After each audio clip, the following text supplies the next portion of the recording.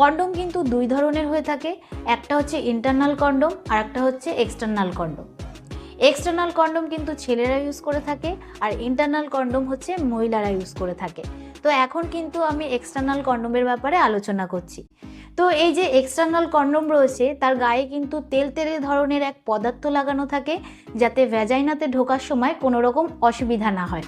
আর কিছু কিছু ব্র্যান্ডের কন্ডম রয়েছে যার মধ্যে এক ধরনের কেমিক্যাল ইউজ করা হয়, যার নাম হচ্ছে ননঅক্সিনল 9।